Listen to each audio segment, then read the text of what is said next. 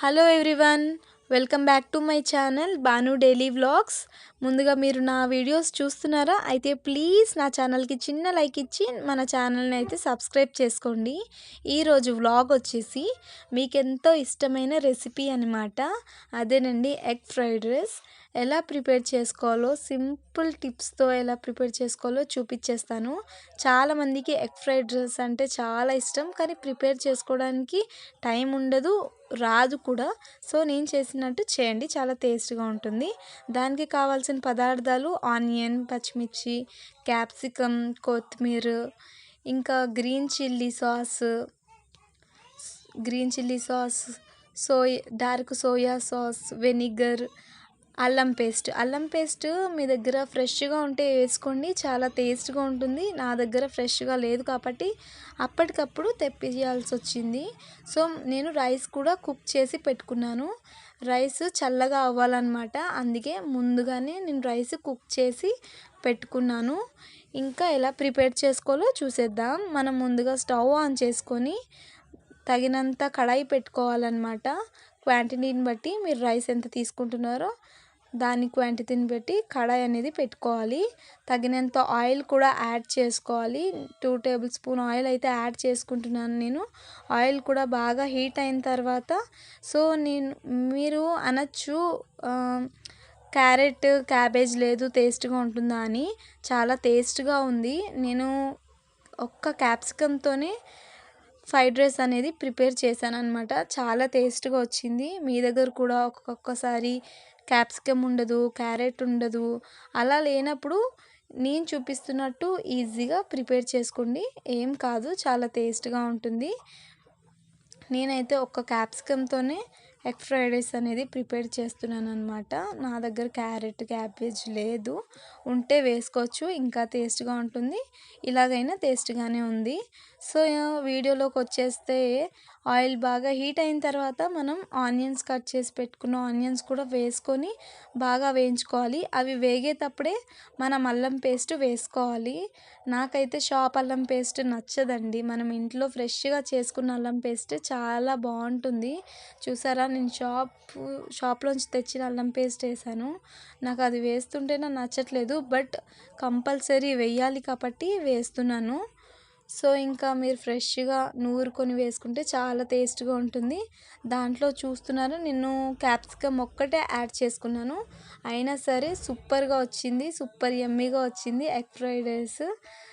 నేను చూపిస్తున్నట్టు ట్రై చేయండి. ఇంకా క్యాప్సికమ్ కూడా వేసుకొని బాగా వేయించుకోవాలి.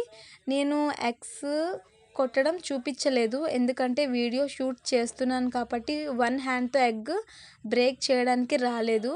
అవి బాగా వేగిన తర్వాత మీరు ఎగ్స్ బ్రేక్ చేసుకొని వేసుకోవాలి. నేనైతే 5 ఎగ్స్ బ్రేక్ చేసుకున్నాను. అదేనండి, ఎగ్స్ కొట్టి వేసుకోండి. నేను షూట్ చేస్తున్నాను కాబట్టి నేను చూపించలేదు.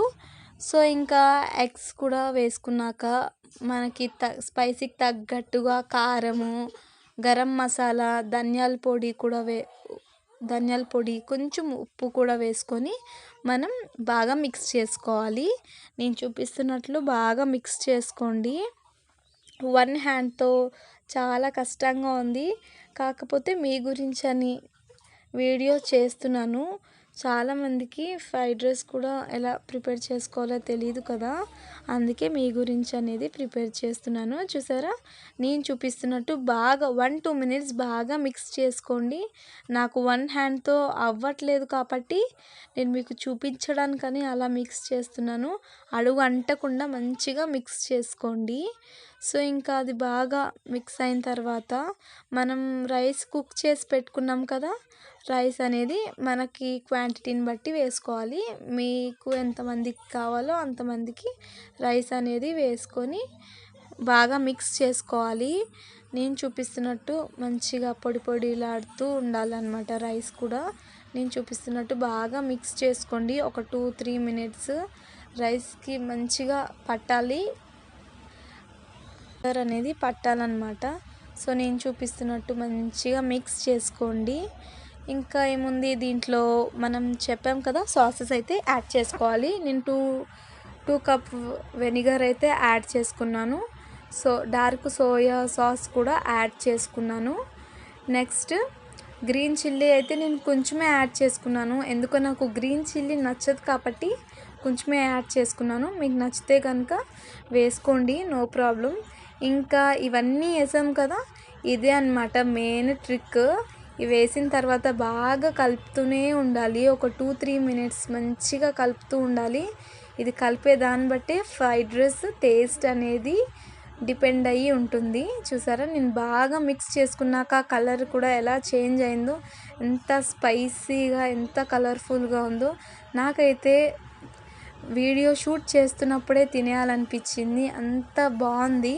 ఇంకేముంది, లాస్ట్కి మనం కొత్తిమీర కూడా గార్లిష్ చేసుకోవాలి, టేస్ట్ బాగుంటుంది. కొత్తిమీర కూడా గార్లిష్ చేసుకోవడమే. ఇంకా అయిపోయింది గాయ్స్, మీకు ఎంతో ఇష్టమైన ఎగ్ ఫ్రైడ్ రైస్ ప్రిపేర్ అయిపోయింది. సో ఎంత కష్టపడుతున్నాను కదా. మీకు ఈ వీడియో నచ్చిందా? అయితే ప్లీజ్ మీ ఫ్రెండ్స్ అండ్ ఫ్యామిలీ మెంబర్స్కి షేర్ చేసి నా ఛానల్ని సపోర్ట్ చేయండి. Bye guys.